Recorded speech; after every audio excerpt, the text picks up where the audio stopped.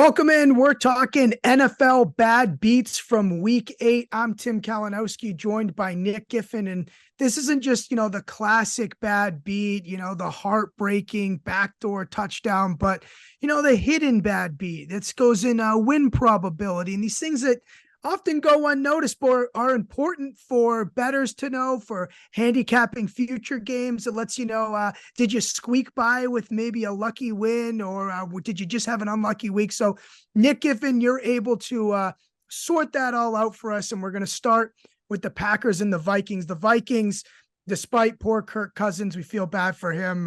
Terrible to hear that he's going to be out for the season, but they beat Green Bay 24-10. And you say that the score shouldn't have been that bad in Minnesota's favor, right? Yeah, exactly. This is a really interesting week here, Tim, because normally we have 1-2 games that are often above 40% win probability swing. This week, the worst beat is only a 30% win probability swing. So we're kind of scraping the bottom of the barrel this week, even though all 32 teams played once we get through a Monday Night Football. But the expected score in this one should have been, based off of our numbers, Minnesota 21, Green Bay 18. So it should have probably been a 1-score game instead of a 2-score game here between these division rivals. Yeah, and we're showing a highlight reel, or I guess a low light reel of Jordan Love in this game, multiple times deep in Minnesota territory, and incompletions, sacks, scrambles that don't go for first downs. Obviously, that ain't good in terms of luck ranking, is it not? No, not at all. And it's really funny because, as we're showing here, it's 4:54 left in the fourth quarter, and he's got a 4th and 16 here, and he just tries to scramble and he can't get it. But this happened 3 times, all on consecutive drives in the second half, where the Green Bay Packers were in Minnesota territory and they just couldn't do anything with the ball, even deep into Minnesota territory. I mean, you see here, they're in the red zone, and now they're trying to attempt a pass that's trying to get in the red zone. This is actually the one that didn't get into the red zone here specifically, but you'd expect them to come away with some points off of this. It's one of those situations where, if you think about like Major League Baseball, for example, it really matters the order that things happen in Major League Baseball. Like if you get 3 hits in a row, that's good. And then 3 outs, you still get a run that inning. But if you go like hit out, all of a sudden, your outs are 3 outs and you don't get any runs that inning, you leave 2 runners on base. So it's kind of what we got here. Green Bay just didn't have the order of their successful plays line up correctly, especially when they got in Minnesota territory, because there really wasn't a lot of other luck factors other than these 3 drives, that just did not end in scores for Green Bay, all ending on downs in Minnesota territory when they were down 2 scores. Yeah, Jordan Love, 24 for 41, 229 yards, 1 TD, 1 pick, 3 fumbles in this game as well, Nick, all recovered by Green Bay. So I'm learning as well. I'm going to add that little nugget in there for what it's worth. But let's go on to the second bad beat of the week. And this was feels like years ago, but this was Thursday Night Football. The Bills and the Buccaneers. The Bills win 24-18, but it should have been a big blowout, you say, Nick Giffen. Yeah, maybe it feels like years ago for you, but it certainly feels like yesterday for me, because I had the over in this game and these teams just couldn't hit it. And so, final score 24-18, but our expected score, Buffalo 31, Tampa Bay 11. Should have won by 20 points. That's a win probability swing of almost 26% here. And this one just comes down to, a bunch of futility, at least on this first sequence here, the first major play. I mean, you see the Buffalo Bills 3rd and goal at the 1-yard line. 1-yard line. And all they need to do is get 1 yard. And they have 2 opportunities. Runs into the pile here and doesn't score. And then, of course, on 4th down as well, we flipped the sides of the field because it was over the quarter change there. But an incomplete pass. So Buffalo not scoring from 1 yard out. Definitely well under expectation there. Yeah, Nick, the quarterback's 6'5". They can't just reach over and put 6 on the board. My goodness. So let's move on here. And this is a series of punts for Buffalo. Is there one punt that was more critical or more influential from a quantitative matter when you're looking at this, or is it just like the sequencing of Green Bay?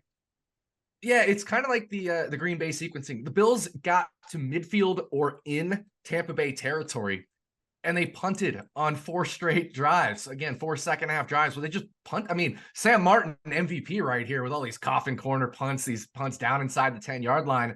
But the idea is it's the Buffalo Bills. They're a very good team, and our model adjusts for that. Our expected score model adjusts for that. We expect the Bills to put some points on the board when they get to midfield 4 times in a row or into Tampa Bay territory. And they just didn't do that. You know, a little bit of coaching decision as well. You got a 4th and 1, a 4th and 2. They ended up punting a couple times because they had the lead, being a little safe, I guess. But the idea is Bills should have probably converted some of these 2nd, 3rd downs, 2nd and shorts, 3rd and shorts, maybe even a 4th and 1 or 2 where they ended up deciding to take a penalty, back up a few yards and give Sam Martin more yards to work with on the punt there. But really, the Buffalo Bills offense should have put some extra points on the board compared to what they normally do. So way below expectation on those 4 drives. And before we roll this, Nick, I just got to ask candidly, because it came to mind, how much do you then rate your expectations or use it for your future handicapping, you know, Dorsey and McDermott there, that they aren't able to convert at midfield? Like how much does that matter? Is that just, hey, this is kind of how it went given these circumstances? Yeah, I think it just ended up kind of being how it went given these circumstances. I mean, we know the Bills are a great offense, and our model adjusts for things like success rate and explosive play, stuff like that. And so we're just still using their long-term trends. When they get put in these situations again, you know, some of these times they will convert these 2nd and shorts, these 3rd and shorts. It just so happened this time, 4 times in a row, they were unable to do that. And that's why it would be called a bad beat. How about this right here?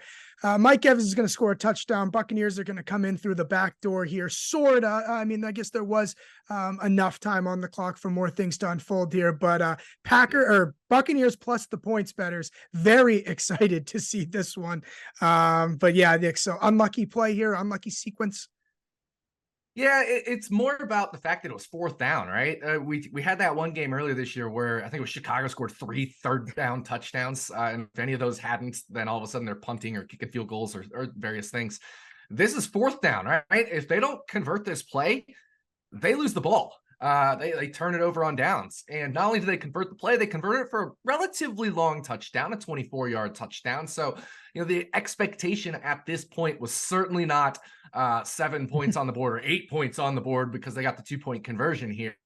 So this is a play that came in well above expectation for Tampa.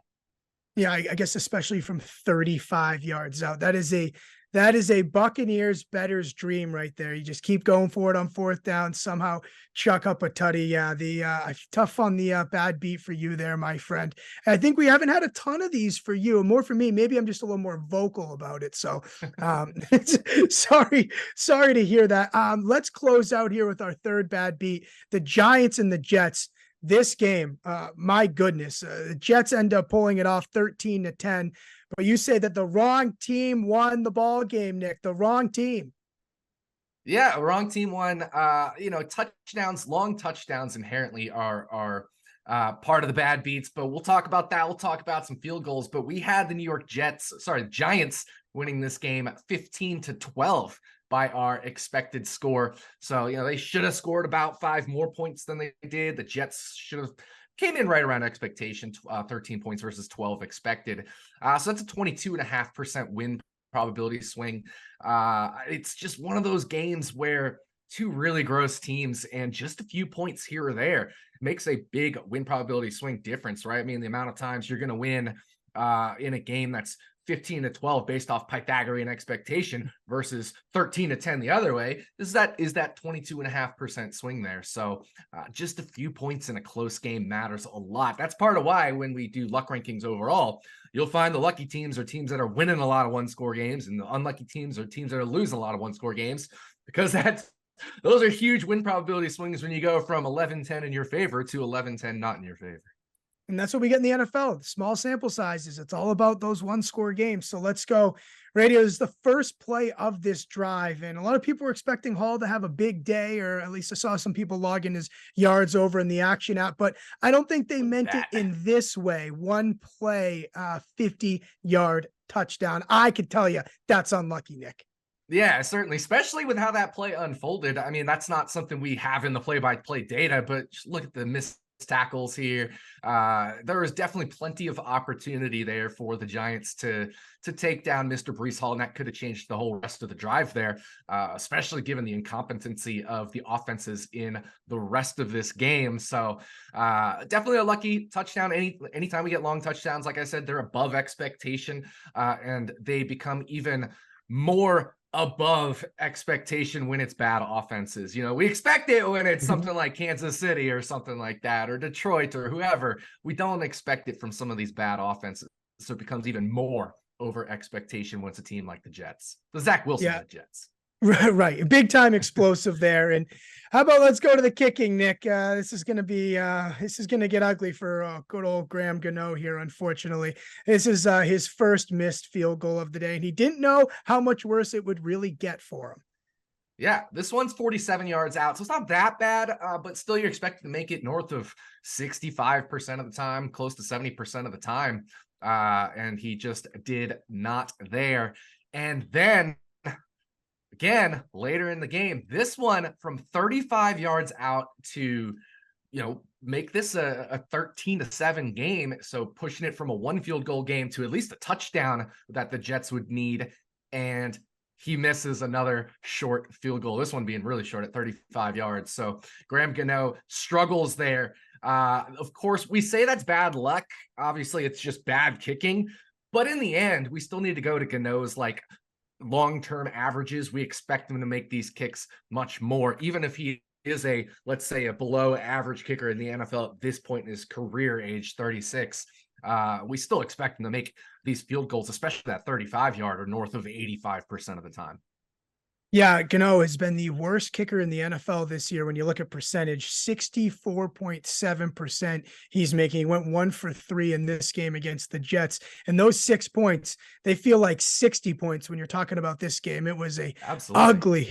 It was an That's ugly another one. thing. Low scoring games, these points matter even more than in high scoring games, because these high scoring games, the offenses will just keep back and forth, run and gun. It typically in these low scoring games where these offenses struggle to move the ball, struggle to put points on the board. 3 points can be huge in a game like this.